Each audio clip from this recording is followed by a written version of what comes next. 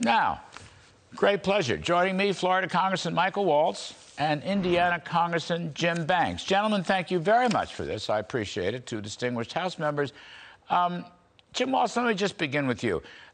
My riff is very simple. It's very straightforward. I'm quoting distinguished people like Jason Riley and Mr. Jonathan Turley and so forth. But the principles here strike me as very important. And this is why Joe Biden has gone completely wrong. Racial preferences isn't the answer. Sexual preferences isn't the answer. Welfare is not the answer. You got to work and go for opportunities. And it seems to me the Bidens and all their pals, including Pelosi in your house, still has the story wrong. Go ahead, Mr. Banks. Fire away. Oh, I don't care. Sorry, Larry. Go ahead. Fire away. Open season. I couldn't agree more. I mean, it's why the polling this week shows that about roughly 20% of the American people would support Joe Biden more if he passes the so-called Build Back Better plan. But while 80% of the American people would support him more if he actually did something to address inflation, which this president at this point has done nothing to talk about those types of issues that actually affect working Americans, everyday Americans who are begging this president to show leadership to get this country back on track. You're exactly right. It just goes to show the track that we're on under this disastrous presidency. Yeah, and Jim Banks, I mean, welfareism is inherently inflationary. That's a point I think that's sometimes overlooked. Fewer people work because there's no workfare requirements anymore. You live on welfare. You live on entitlements. You live on social spending. You're not productive. You're not creating more goods. So all this public pump priming by the federal government and the Federal Reserve, too much money chasing few goods, is inherently inflationary, is it not? No question. And it should baffle everybody why this administration continues to put forth bills like the fake China bill that they want to pass out of the House this week that spends hundreds of billions of dollars more on pet projects for Democrats. It has nothing to do with China. The bill mentions coral reefs more than it mentions China, by the way. It doesn't do anything to help us compete with China. It gives money to the UN Climate Fund. It gives hundreds of billions of dollars to woke universities to do God knows what when those universities are all often raided by the Chinese Communist Party for intellectual property and our research secrets, on and on. It's spending bills like that that continue to raise inflation even more and devalue the dollar. And it baffles all of us why that continues to be the way forward. The plans that this administration puts forward, they're completely nonsensical. It doesn't do anything to help America, get America back on track. It does just the opposite. Michael Waltz, it just seems to me the Biden administration, Schumer in the Senate, Pelosi in the House, and all the assembled left-wing masses over which they tend to rule, really have no focus on national security, and they have no focus on economic security. And, you know, when I was a kid working for Reagan 40 years ago, I learned this. Strength at home equals strength abroad, but weakness at home equals weakness abroad. It seems to me we are experiencing weakness at home and weakness abroad. What say you? Well, I think you hit the nail on the head. And if you understand the Chinese theory of victory, it's not a World War III type scenario of planes and ships and tanks duking it out in the Pacific, although they're preparing to do that. Their theory of victory is that America bankrupts itself, that we literally cannot afford to compete anymore, and that we can't afford to keep up with them.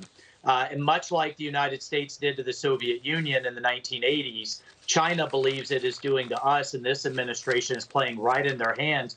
And Larry, let me just add on to what Representative Banks was saying about this fake China Competes Act. It's so frustrating. I'm the ranking Republican on Research and Technology Committee. We did what the American people expect us to do in terms of rolling up our sleeves, compromising Republican and Democrat, investments into artificial intelligence, quantum computing, STEM fields. Then it passes through, and it passed by an overwhelmingly bipartisan vote out of committee.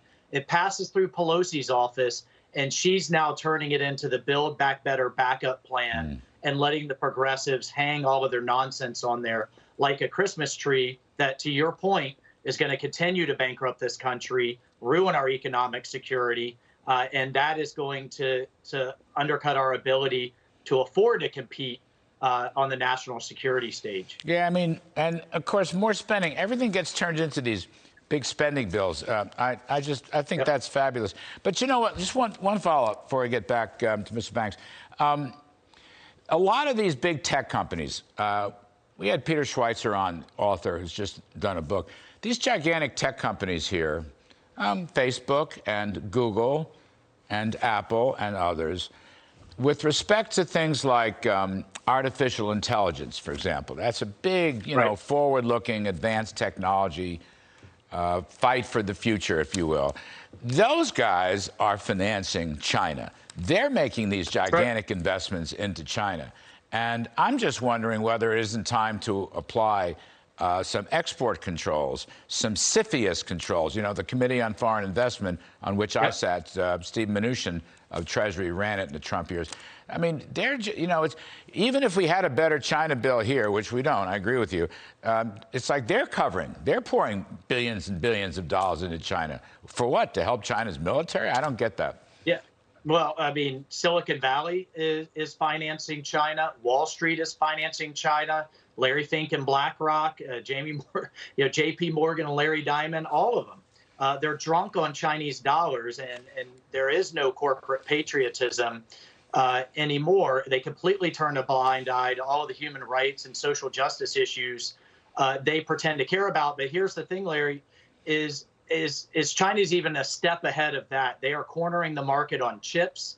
They're cornering the market on rare earth minerals. They are buying up all of it, all of the mines around the world. Everything the progressives say we need for a green economy will make us that much more dependent on China. The Trump administration did a lot to pull that back and bring that manufacturing back home. And now we're seeing this administration just move in the exact opposite direction. Yeah, I mean, the Greenies, look, we have plenty of rare earths in this country. The Greenies won't let us mine for the rare earths. Yeah, and the nobody Chinese knows. mining, by the way, is some of the dirtiest, most environmentally offensive types of mining in the world. So you can't have it both ways when you're talking about the environment. And the way the Chinese do it all over the world is incredibly destructive.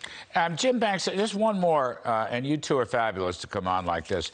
The Wall Street Journal editorial, highway funding bait and switch. So Biden goes to Pittsburgh and the bridge collapses.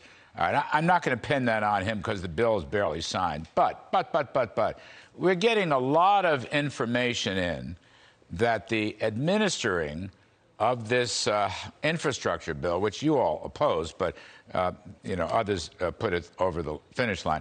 The administering of this thing is anti-highway, anti-road, anti-bridge, and in fact, the one federal decision, NEPA, is which was going to clear away all the debris and get things done inside of a year or two. That's being abrogated also. So they're running with this bill in a way that nobody imagined.